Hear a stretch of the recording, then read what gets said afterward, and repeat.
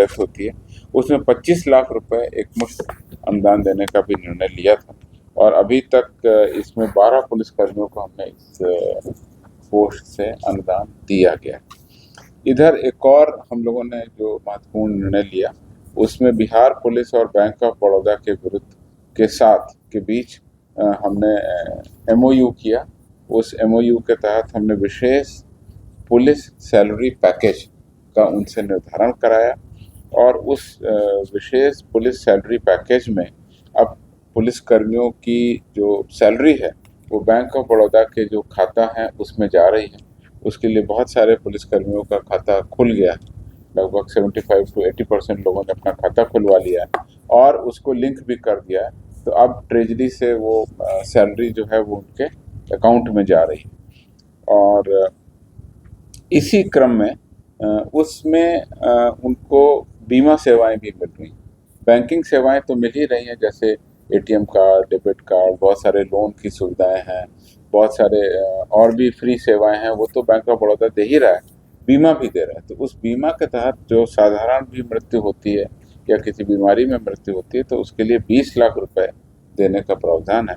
उस क्रम में अभी हाल के दिनों में आपने देखा, कुछ दिन पहले हमारे पुलिस अवर निरीक्षक थे भीम प्रसाद, जो लखीसराय जिला बल के थे, जिनकी ब्लड कैंसर के कारण अचानक डेथ हो गई 20 अक्टूबर को। और उनके जो आश्रित थे आनंद किशोर, उनको जो है बैंक ऑफ बड़ौदा के माध्यम से 20 लाख रुपए का चेक पुलिस मुख्यालय में पुलिस महानिदेशक बिहार और अन्य वरीय पदाधिकारियों के समक्ष उनको प्रदान किया गया। अब हम लोग इसमें एक कार्रवाई और कर रहे हैं, वो ये कर रहे हैं कि पुलिस मुख्यालय स्तर पर लगातार पूरे फील्ड में किसके साथ में किस तरह की दुर्घटना हो रही है, कहाँ पर किसको क्या दिक्कत आ रही है, किसके बैंकिंग अकाउंट में कहाँ क्या प्रॉब्लम है, उसको लगातार मॉनिटर करने के लिए एक हम व्यवस्था बना रहे हैं, जिसमें पदाधिकारी प्रतिनियुक्त रहेंगे। और वो पदाधिकारी किसी भी फील्ड में कहीं पर भी कोई भी इस तरह के हादसे की सूचना मिलती है, अगर बीमार है तो उसके लिए व्यवस्था, अगर किसी की डेथ हो गई है तो उसके लिए तत्काल राहत राशि मिल सके। मृत्यु के मामलों में जैसा आप समझ रहे हैं 2-3 तरीके से उसको राशि मिलेगी। एक तो जो सरकारी व्यवस्था वो उसको मिलेगी, एक हमारे पास बैंक ऑफ बड़ौदा की व्यवस्था है वो मिलेगी, और एक जो हमारा अपना कल्याण कोष है जिसके बारे में आपको बताया, उस कल्याण कोष के माध्यम से भी उनको राशि मिलेगी। तो तीनों तरह की राशि उनको मिल जाए समय से और कहीं कोई दिक्कत नहीं हो, इसके लिए एक प्रस्ताव पुलिस महानिरीक्षक महोदय ने स्वीकार किया और उसके तहत हम लोग एक नई व्यवस्था बनाएंगे जिससे कि सभी प्रकार के लाभ सभी पुलिसकर्मियों को उनकी हक और नियमों के आलोक में मिल सके। इसी क्रम में जब मैं प्रेस कॉन्फ्रेंस में आ रहा था तो एक सूचना मिली और वो सूचना मैं आपको अवगत करा रहा हूँ। सूचना है वो ये है कि बिहार के कुख्यात अपराध कर्मी जो सीतामढ़ी, मुजफ्फरपुर और आसपास के क्षेत्रों में अपना आतंक फैला रहे थे और 2 लाख के कुख्यात इनामी अपराध कर्मी भी थे। अंतर्राज्यीय अपराध कर्मी इन्हें कहना चाहिए, सरोज राय, पिता बालेश्वर प्रसाद राय, साकिन बतरौली, थाना महिंदवाड़ा, जिला सीतामढ़ी, ये पुलिस बल के साथ मुठभेड़ में हरियाणा पुलिस और बिहार की STF टीम की संयुक्त कार्रवाई में 29/11/24 को आज सुबह अर्धरात्रि के बाद मुठभेड़ हुई। उस मुठभेड़ में ये मारा गया। उक्त अपराधी के द्वारा हाल में ही कुछ आपराधिक कांड किए गए थे और बिहार STF की टीम मणिपुर, राजस्थान, दिल्ली, गुड़गांव, जहाँ जहाँ भी उनके सहयोगी या उनके द्वारा जहाँ जहाँ भी हम लोगों को फुटप्रिंट मिल रहे थे, डिजिटल तकनीक से हम लोग उनका पीछा कर रहे थे। और उसके बाद हम लोगों ने लगातार जब उनको लोकेट किया कि वो गुड़गांव में छिपे हुए हैं तो हरियाणा की पुलिस से हमने कांटेक्ट किया और हरियाणा की पुलिस के द्वारा अपनी विशेष टीम बनाई गई, बिहार STF की टीम भी थी और उस मुठभेड़ में वो मारे गए हैं। इस पूरी मुठभेड़ में बिहार STF के एक जवान को गोली लगी है, उसका इलाज स्थानीय रूप से वहाँ चल रहा है। एक और हमारे पदाधिकारी थे, उनकी जान बच गई क्योंकि उन्होंने बुलेट प्रूफ जैकेट पहना हुआ था, अन्यथा उनकी गोली उनको लगती तो उससे हादसा हो सकता था। तो हमारे जवान पूरी तैयारी में थे, पूरे मनोबल के साथ में थे, लगातार मॉनिटरिंग की जा रही थी और उसमें ये अपराधी जो है ये मारा गया। इस अपराधी पर सीतामढ़ी, मुजफ्फरपुर, झारखंड के जमशेदपुर के कई थानों में 33 से अधिक गंभीर कांड दर्ज हैं, जिसमें हत्या, लूट, डकैती, रंगदारी के लिए हत्या, आर्म्स एक्ट जैसे गंभीर कांड शामिल हैं। इस पे 2 लाख रुपए का इनाम भी घोषित किया गया। गुड़गांव गुड़गांव। और इसमें डिटेल हम एक प्रेस नोट आपको आज अभी कंफर्म कर देते हैं जैसा बना हुआ। इसमें जो हरियाणा पुलिस है उसके द्वारा आगे की जो फॉलो अप एक्शन है, किसी भी इनकाउंटर में डेथ होने पर उसका विधिवत पोस्टमार्टम कराना, ह्यूमन राइट कमीशन को सूचित करना, जो भी प्रक्रिया वो सारी कार्रवाई की जा रही है। और अभी तक जो सूचना मिल रही है उसमें जो घटनास्थल से बरामदगी हुई है उसमें एक मोटरसाइकिल, 2 मोबाइल फ़ोन, 2 डोंगल जो वाईफाई चलाने के काम आएंगे, 1 मैगजीन, 16 खोखा, 4 जिंदा कारतूस, 3 पिस्तौल बरामद हुई है। ऐसा पता चलता है कि उस अपराधी के साथ में एक और अपराधी थे जो वहाँ से भागे हैं, उसके बारे में भी पुलिस वहाँ पर तत्काल फॉलोअप एक्शन कर रही है। तो ये लगातार 2012 से अपराध की घटनाओं में अपराधी सरोज राय काम कर रहा था और 2024 अगर हाल का उसका आपराधिक इतिहास बताएं, 33 कांडों में ये आरोपित रहा है। तो 2024 के मई माह में उसने मुजफ्फरपुर जिला के मीनापुर थाना अंतर्गत अजय कुमार की एक हत्या भी कर दी थी गोली मारकर। और जून माह में सीतामढ़ी जिला के महिंदवाड़ा में राजेश कुमार शाह की रंगदारी के लिए गोली मारकर हत्या कर दी गई थी।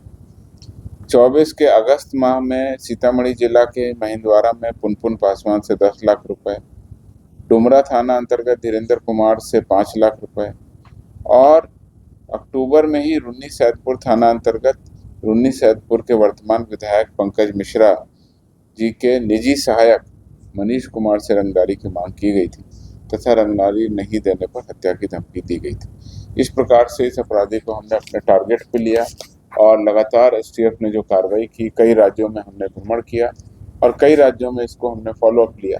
लास्ट में जब 0 इन हुआ तो ये घटना हुई और इस पूरी घटना के बाद बिहार पुलिस आगे भी कार्रवाई कर रही है।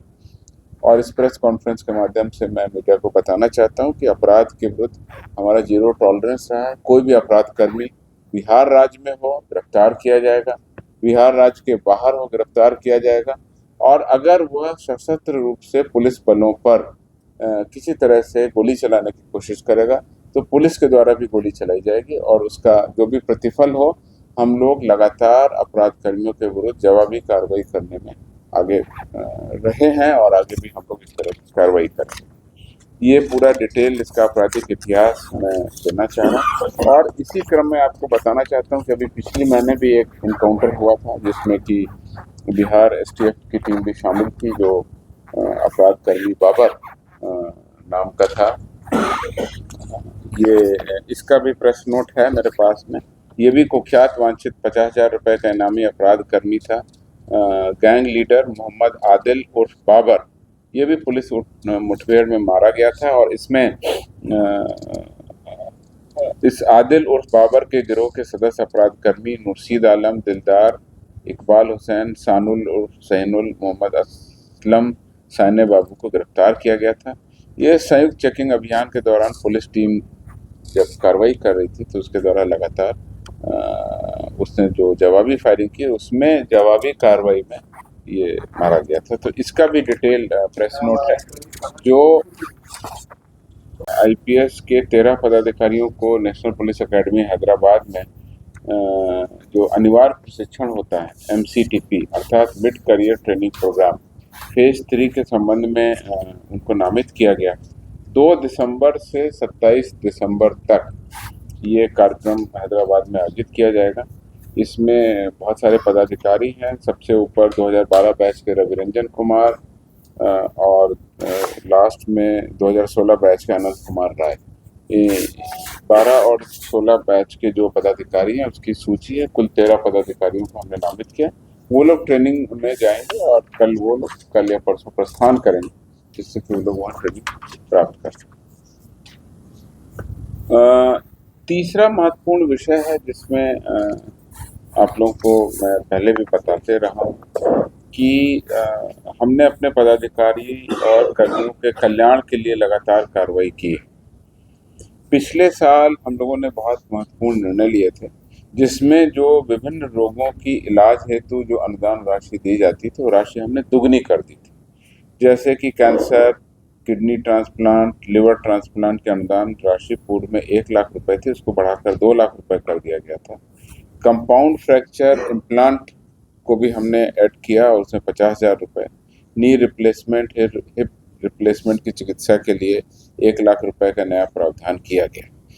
ये 2 प्रावधान नए किए गए क्योंकि बहुत सारे एक्सीडेंट हो रहे हैं जिसमें कि नी में या हिप में प्रॉब्लम होती है या कहीं पर इम्प्लांट भी लगता है।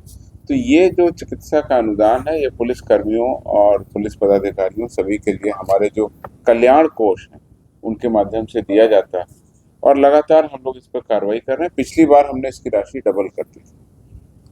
इसी प्रकार हमने जो हमारी एजुकेशन, जो हम शिक्षा के लिए, हायर एजुकेशन के लिए करते हैं, तो उसमें भी अनुदान राशि को हमने बढ़ाया था। जैसे कि पिछली बार MBBS और IIT पाठ्यक्रम के लिए अनुदान राशि 48,000 मिलती थी, ये बढ़ा के 60,000 कर दी गई। इसी क्रम में आपको जानकारी दे दें कि अक्टूबर महीने में भी हम लोगों ने इसमें एक बैठक की थी। बिहार पुलिस केंद्रीय जो गवर्निंग बोर्ड है इसका कल्याण कोष का, जिसमें DGP अध्यक्ष होते हैं, उनकी अध्यक्षता में एक बैठक की गई। उसमें बहुत सारे मामलों का हमने निर्णय लिया और इसमें जो पिछले मई महीने के बाद के जो भी मामले पेंडिंग थे, जो बोर्ड में डिसीजन नहीं हो पा रहा था, वो सारे डिसीजन को हमने लिया और कल्याण कोष से 27 आवेदनों को स्वीकृत करते हुए 14,75,000 रुपये का भुगतान किया। इसके अलावा अन्य मामले 294 थे, उसमें भी हमने 62,75,000 रुपये का भुगतान किया। बिहार पुलिस शिक्षा कोष से सहायता अनुदान हेतु 573 आवेदन मिले, जिसमें हमने 1,03,88,800 रुपये उस बैठक में हमने स्वीकृत किए। स्पष्ट हो रहा है कि हमारे जो उच्च शिक्षा के लिए हमारे पास बहुत सारे आवेदन आ रहे हैं और ये भी शो करता है कि पुलिसकर्मी के बच्चे अब हायर एजुकेशन में जा रहे हैं, जो बहुत अच्छी बात है।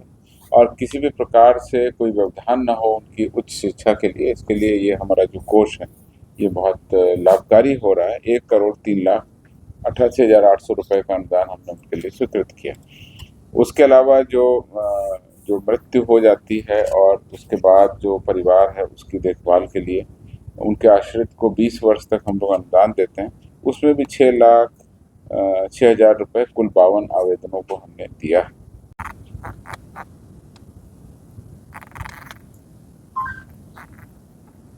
पूर्णिया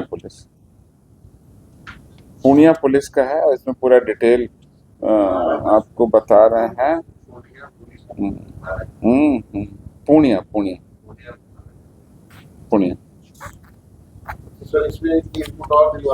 स्कॉर्पियो से भाग रहा था। 1 मिनट। संयुक्त चेकिंग अभियान के दौरान पुलिस को देखकर पश्चिम बंगाल नंबर की स्कॉर्पियो गाड़ी पर सवार उक्त अपराध कर्मी मोहम्मद आदिल उर्फ बाबर भागने लगा। पुलिस द्वारा पीछा करने पर उक्त के द्वारा स्कॉर्पियो से उतरकर पुलिस पर जवाबी फायरिंग शुरू कर दी, जिसके उपरांत आत्मरक्षा जवाबी कार्रवाई में उक्त अपराधकर्मी मारा गया। 6 अन्य सहयोगी गिरफ्तार हुए, उनके पास से अवैध आग्नेयास्त्र बरामद हुए, जिसका फोटो इस प्रेस नोट में मैं दे रहा हूँ। उस घटना में जो पिछले महीने हुई, उसमें देशी कार्बाइन 1, देशी पिस्तौल 6, जिंदा कारतूस 37, कई राउंड खोखा और उजला स्कॉर्पियो गाड़ी जिसमें तत्काल नंबर WB54H8130 और अन्य सामान बरामद हुए हैं। इस संबंध में डिटेल हम लोग जांच कर रहे हैं कि वास्तव में स्कॉर्पियो पर लगाया गया नंबर सही था या वास्तव में ये चोरी की थी। ये डिटेल आपको जैसे आगे कोई फॉलोअप होगा पूरा आंकड़ा दे दूंगा। मैं सोच ही रहा था इस पे बताने के लिए। अभी 2 हाल की घटनाएं हैं, एक अभी आज सुबह की घटना है, इसलिए मैंने सोचा आपको हम बता दें। Thank you. पूरा दे वो डिटेल हम आपको दे रहे हैं। वो जैसे ही मेरे पास सूचना आई, मैंने कहा कि इस सूचना को हम कवर करें। Thank you. चलो मैं देखता हूँ। चलो। पुलिस मुख्यालय की प्रेस वार्ता में आप सभी का स्वागत है। कुछ महत्वपूर्ण विषय हैं जिन पर आपसे चर्चा करेंगे। सबसे पहले पिछली प्रेस वार्ता में आपको बताया गया था कि पुलिस जन संवाद कार्यक्रम सोनपुर मेला में चल रहा है और 22 नवंबर से इसकी शुरुआत की जानी थी। 22 नवंबर से इसकी शुरुआत हो गई और 22 से लेकर 28 तक यानी कल तक 4 दिनों में 4 जनोपयोगी विषयों पर हमने चर्चा की, जिसमें करीब 6.39 लाख लोगों ने इस प्रोग्राम को देखा। 725 व्यक्तियों के द्वारा इसको लाइक किया गया, 408 व्यक्तियों द्वारा इस पर अपने विचार व्यक्त किए गए और कमेंट भी किया गया। जो लाइव प्रोग्राम चल रहा था सुझाव भी दिए गए और 113 बार इस कार्यक्रम को अभी तक प्रचारित किया गया, फॉरवर्ड किया गया। तो इस संपूर्ण कार्यक्रम में एवं जनसंवाद के संबंध में आम जनता के द्वारा जो प्रतिक्रिया दी गई वो बहुत सकारात्मक रही है। उदाहरण के लिए मैं आपको बता दूं कि 22 तारीख को मद्य निषेध की जानकारी जागरूकता के लिए पुलिस अधीक्षक मद्य निषेध श्री राजेश कुमार के द्वारा जनसंवाद किया गया। इसको 1.7 लाख लोगों ने इसके व्यूज हैं इसके। 25 नवंबर को यातायात के संबंध में श्री अपराजित लोहान एसपी ट्रैफिक के द्वारा वार्ता की गई, जिसको 1 लाख लोगों ने इसको व्यू किया। 27 नवंबर को सांप्रदायिक सौहार्द हेतु जन सहयोग के माध्यम से जागरूकता Shri Vineet Kumar SP special branch के द्वारा, इसको 2.39 लाख लोगों के व्यूज मिले। और 28 नवंबर सोशल मीडिया पर श्री विशाल शर्मा एआईजी कल्याण, अभी तक 1.30 लाख लोगों ने इसको देखा। कई लोगों ने इसको लाइक किए, कमेंट किए। इसका पूरा ब्यौरा मैं प्रेस नोट में आपको दे रहा हूँ। आगे के दिनों में जो कार्यक्रम अभी बचे हुए हैं, 9 जनोपयोगी विषय हैं जिस पर आगे चर्चा हो रही होगी, उसके बारे में आपको बता दें। आज 29/11 को डायल 112 के क्रियाकलापों से संबंधित जागरूकता अभियान जनसंवाद चल रहा है।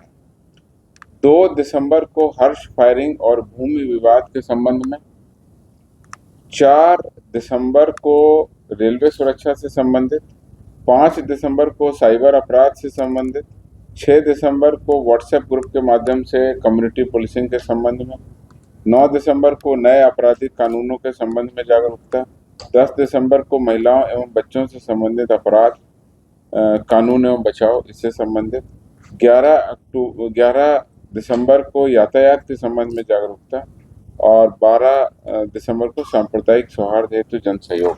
ये महत्वपूर्ण विषय अभी बचे हुए हैं। इस पर हम फेसबुक लाइव के माध्यम से इसको हम जनसंवाद कर रहे हैं और इसको विभिन्न सोशल मीडिया हैंडल्स पर जैसे कि फेसबुक, ट्विटर और यूट्यूब पर हम प्रसारित भी कर रहे हैं। आप लोगों के माध्यम से आम जनता से अनुरोध है कि इन सभी जनोपयोगी विषयों पर इसको देखें, इसको अच्छा लगे तो इसको लाइक करें और इस पर अपने महत्वपूर्ण सुझाव दें जो हमारे लिए बहुत महत्वपूर्ण है। दूसरी सूचना है वो ये है कि बिहार के कुख्यात अपराध कर्मी जो सीतामढ़ी, मुजफ्फरपुर और आसपास के क्षेत्रों में अपना आतंक फैला रहे थे और 2 लाख के कुख्यात इनामी अपराध कर्मी भी थे। अंतर्राज्यीय अपराध कर्मी इन्हें कहना चाहिए। सरोज राय, पिता बालेश्वर प्रसाद राय, साकिन बतरौली, थाना महिंदवाड़ा, जिला सीतामढ़ी, ये पुलिस बल के साथ मुठभेड़ में हरियाणा पुलिस और बिहार की एसटीएफ टीम की संयुक्त कार्रवाई में 29/11/24 को आज सुबह अर्धरात्रि के बाद मुठभेड़ हुई। उस मुठभेड़ में ये मारा गया है। उक्त अपराधी के द्वारा हाल में ही कुछ आपराधिक कांड किए गए थे और बिहार एसटीएफ की टीम मणिपुर, राजस्थान, दिल्ली, गुड़गांव, जहाँ जहाँ भी उनके सहयोगी या उनके द्वारा जहाँ जहाँ भी हम लोगों को फुटप्रिंट मिल रहे थे, डिजिटल तकनीक से हम लोग उनका पीछा कर रहे थे और उसके बाद हम लोगों ने लगातार जब उनको लोकेट किया कि वो गुड़गांव में छिपे हुए हैं तो हरियाणा की पुलिस से हमने कांटेक्ट किया और हरियाणा की पुलिस के द्वारा अपनी विशेष टीम बनाई गई। बिहार एसटीएफ की टीम भी थी और उस मुठभेड़ में वो मारे गए हैं। इस पूरी मुठभेड़ में बिहार एसटीएफ के एक जवान को गोली लगी है, उसका इलाज स्थानीय रूप से वहाँ चल रहा है। एक और हमारे पदाधिकारी थे, उनकी जान बच गई क्योंकि उन्होंने बुलेट प्रूफ जैकेट पहना हुआ था। अन्यथा उनकी गोली उनको लगती तो उससे हादसा हो सकता था। तो हमारे जवान पूरी तैयारी में थे, पूरे मनोबल के साथ में थे, लगातार मॉनिटरिंग की जा रही थी और उसमें ये अपराधी जो है ये मारा गया। इस अपराधी पर सीतामढ़ी, मुजफ्फरपुर, झारखंड के जमशेदपुर के कई थानों में 33 से अधिक गंभीर कांड दर्ज हैं, जिसमें हत्या, लूट, डकैती, रंगदारी के लिए हत्या, आर्म्स एक्ट जैसे गंभीर कांड शामिल हैं। इस पे 2 लाख रुपए का इनाम भी घोषित किया गया। गुड़गांव गुड़गांव। और इसमें डिटेल हम एक प्रेस नोट आपको आज अभी कंफर्म कर देते हैं जैसा बना हुआ है। इसमें जो हरियाणा पुलिस है उसके द्वारा आगे की जो फॉलो अप एक्शन है, किसी भी इनकाउंटर में डेथ होने पर उसका विधिवत पोस्टमार्टम कराना, ह्यूमन राइट कमीशन को सूचित करना, जो भी प्रक्रिया वो सारी कार्रवाई की जा रही है। और अभी तक जो सूचना मिल रही है उसमें जो घटनास्थल से बरामदगी हुई है उसमें एक मोटरसाइकिल, 2 मोबाइल फ़ोन, 2 डोंगल जो वाईफाई चलाने के काम आएंगे, 1 मैगजीन, 16 खोखा, 4 जिंदा कारतूस, 3 पिस्तौल बरामद हुई है। ऐसा पता चलता है कि उस अपराधी के साथ में एक और अपराधी थे जो वहाँ से भागे हैं, उसके बारे में भी पुलिस वहाँ पर तत्काल फॉलोअप एक्शन कर रही है। तो ये लगातार 2012 से अपराध की घटनाओं में अपराधी सरोज राय काम कर रहा था और 2024 अगर हाल का उसका आपराधिक इतिहास बताएं, 33 कांडों में ये आरोपित रहा है। तो 2024 के मई माह में उसने मुजफ्फरपुर जिला के मीनापुर थाना अंतर्गत अजय कुमार की एक हत्या भी कर दी थी गोली मारकर। और जून माह में सीतामढ़ी जिला के महिंदवाड़ा में राजेश कुमार शाह की रंगदारी के लिए गोली मारकर हत्या कर दी गई थी। 24 के अगस्त माह में सीतामढ़ी जिला के महिंदवाड़ा में पुनपुन पासवान से 10 लाख रुपए, डुमरा थाना अंतर्गत धीरेन्द्र कुमार से 5 लाख रुपए और अक्टूबर में ही रुन्नी सैदपुर थाना अंतर्गत रुन्नी सैदपुर के वर्तमान विधायक पंकज मिश्रा जी के निजी सहायक मनीष कुमार से रंगदारी की मांग की गई थी तथा रंगदारी नहीं देने पर हत्या की धमकी दी गई थी। इस प्रकार से इस अपराधी को हमने अपने टारगेट पे लिया और लगातार एसटीएफ ने जो कार्रवाई की, कई राज्यों में हमने भ्रमण किया और कई राज्यों में इसको हमने फॉलो अप लिया। लास्ट में जब 0 इन हुआ तो ये घटना हुई और इस पूरी घटना के बाद बिहार पुलिस आगे भी कार्रवाई कर रही है। और इस प्रेस कॉन्फ्रेंस के माध्यम से मैं मीडिया को बताना चाहता हूं कि अपराध के विरुद्ध हमारा 0 टॉलरेंस रहा है। कोई भी अपराध कर्मी बिहार राज्य में हो गिरफ्तार किया जाएगा, बिहार राज्य के बाहर हो गिरफ्तार किया जाएगा और अगर वह सशस्त्र रूप से पुलिस बलों पर किसी तरह से गोली चलाने की कोशिश करेगा तो पुलिस के द्वारा भी गोली चलाई जाएगी और उसका जो भी प्रतिफल हो, हम लोग लगातार अपराध कर्मियों के विरुद्ध जवाबी कार्रवाई करने में आगे रहे हैं और आगे भी हम लोग इस तरह की कार्रवाई करेंगे। ये पूरा डिटेल इसका आपराधिक इतिहास मैं देना चाह रहा हूँ और इसी क्रम में आपको बताना चाहता हूँ कि अभी पिछले महीने भी एक इनकाउंटर हुआ था जिसमें कि बिहार एसटीएफ की टीम भी शामिल थी, जो अपराध कर्मी बाबर नाम का था। ये इसका भी प्रेस नोट है मेरे पास में। ये भी कुख्यात वांछित 50,000 रुपये का इनामी अपराध कर्मी था। गैंग लीडर मोहम्मद आदिल उर्फ बाबर, ये भी पुलिस मुठभेड़ में मारा गया था और इसमें इस आदिल उर्फ बाबर के गिरोह के सदस्य अपराध कर्मी मुर्शीद आलम, दिलदार, इकबाल हुसैन, सानुल उर्फ सैनुल, मोहम्मद असलम, साने बाबू को गिरफ्तार किया गया था। ये संयुक्त चेकिंग अभियान के दौरान पुलिस टीम जब कार्रवाई कर रही थी तो उसके द्वारा लगातार उसने जो जवाबी फायरिंग की उसमें जवाबी कार्रवाई में ये मारा गया था। तो इसका भी डिटेल प्रेस नोट है। जो